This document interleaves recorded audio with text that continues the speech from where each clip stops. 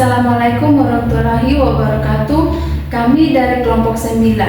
Sebelum itu perkenalkan, nama saya Itamai Maramba Hutar dengan NIM 251 FI 09011 selaku ketua kelompok.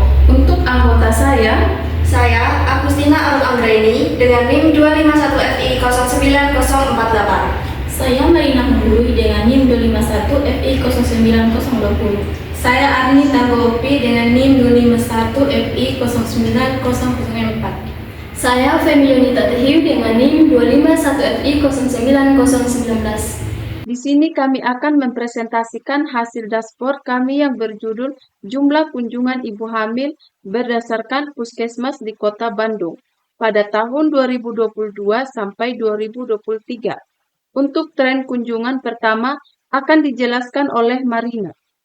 Nah, pada bagian dashboard ini terdapat tren kunjungan. Terjadinya penurunan tren kunjungan dari tahun 2022 sebanyak 101.673.000 pada tahun 2023 hanya 5.497 kunjungan, yang memicu kekhawatiran akan adanya hambatan akses layanan kesehatan. Hal ini disebabkan belum optimalnya jangkauan pelayanan, maka diperlukan pantauan dan langkah penyelamatan dari tenaga kesehatan. Makna dari grafik ini adalah sistem kesehatan sedang menghadapi hambatan besar dalam menjangkau sasaran ibu hamil di Kota Bandung pada tahun berjalan. Sebagai tenaga kesehatan, kita harus menginterpretasikan hal ini sebagai indikasi bahwa sebagian besar ibu hamil tidak lagi terikat dalam pengawasan medis yang rutin, yang secara langsung meningkatkan risiko terjadinya komplikasi kehamilan yang tidak terdeteksi sejak dini akibat hilangnya kontrol petugas kesehatan. Melihat adanya penurunan angka kunjungan yang sangat ekstrem pada lancar dari kisaran 101.673.000 ke 5.497, maka direkomendasikan kepada Dinas Kesehatan dan jajaran manajemen puskesmas untuk segera melakukan audit kinerja lapangan. Hal ini bertujuan untuk mengidentifikasikan apakah penurunan tersebut disebabkan oleh kendala operasional, akses fisik ke puskesmas, atau perubahan kebijakan di tingkat wilayah. Jika penurunan ini terjadi karena rendahnya jangkauan, maka diperlukan langkah penyelamatan cakupan secara masif agar puluhan ribu ibu hamil yang hilang dari pantauan medis dapat segera kembali terdata dan mendapatkan asuhan. Terdapat selisih besar antara jumlah pemeriksaan awal atau kunjungan 1 dan pemeriksaan akhir atau kunjungan 6. Disebabkan ibu hamil merasa aman setelah melakukan pemeriksaan awal, padahal risiko kematian maternal dan komplikasi justru memuncak pada trimester 3 atau fase kunjungan 6. Jadi dibutuhkan sistem pengingat digital atau WhatsApp atau pemberdayaan kader melakukan kunjungan rumah.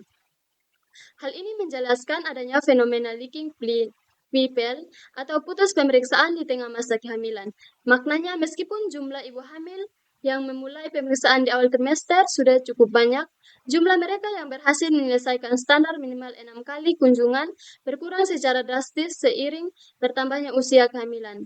Hal ini menjelaskan bahwa ibu hamil cenderung merasa aman setelah melakukan pemeriksaan awal. Padahal secara klinis, risiko kematian maternal dan komplikasi persalinan justru memuncak pada trimester ketiga atau fase kunjungan 6, di mana pada fase tersebut pengawasan tenaga kesehatan justru berkunjung secara kuantitas. Untuk mengatasi fenomena putus kunjungan yang terlihat pada PIEKAR, puskesmas disarankan untuk memperkuat fungsi pemantauan wilayah setempat atau PWS, dibutuhkan sistem pengingat digital atau SMS atau pemberdayaan kader untuk melakukan kunjungan rumah bagi ibu hamil yang terdeteksi tidak kembali melakukan pemeriksaan setelah kunjungan pertama. Fokus utama adalah memberikan edukasi bahwa trimester ketiga atau kunjungan 6 adalah fase kritis, sehingga setiap ibu yang sudah memulai kunjungan 1 harus dipastikan mendapatkan pengawasan hingga masa persalinan demi menekan angka kematian ibu. Melalui pengamatan pada bar chart, kita dapat melihat perbedaan beban kerja yang sangat kontras jika kita bandingkan dari fasilitas dengan kunjungan tertinggi hingga terendah. Dari data 2022 sampai 2023 menunjukkan ketimpangan beban kerja nyata. Kunjungan di UPT Sukajadi yaitu 4.468 dan UPT Babakan Sari 3.985 mencapai 2 kali lipat dibandingkan UPT Cium Buleut yaitu 2.130. Hal ini menunjukkan adanya ketimpangan beban pelayanan yang ekstrem antar wilayah. Maknanya, bidan di puskesmas dengan angka tertinggi memikul tanggung jawab pasien 2 kali lipat lebih banyak yang berisiko menurunkan kualitas waktu konsultasi per individu karena tenaga kesehatan harus melayani volume pasien yang jauh lebih besar dibandingkan wilayah lainnya. Langkah ini penting untuk menjamin bahwa kualitas pelayanan profesional bidan tidak menurun akibat beban kerja yang berlebihan, sehingga setiap ibu hamil tetap mendapatkan waktu konsultasi yang berkualitas. Di sini, pada map pemetaan wilayah, kami menggunakan poligon kecamatan untuk menghindari penumpukan visual dari banyaknya titik puskesmas, sehingga tren kepadatan wilayah lebih mudah terbaca dalam menyusun strategi distribusi sumber daya yang tepat sasaran. Misal di sini pada kecamatan Cibadak terdapat 8 UPT dengan jumlah kunjungan dari tahun 2022 sampai 2023 total 2.719. Kemudian pada Kecamatan Sukasari dengan 16 UPT terdapat jumlah kunjungan 4.464. Wilayah dengan intensitas warna oranye paling gelap mencerminkan titik-titik di mana jumlah kunjungan menumpuk secara padat yang sebagian besar berada di daerah pusat kota. Seperti di sini, Kecamatan Sukajadi terdapat 12 UPT dengan jumlah kunjungan paling tinggi 6.272.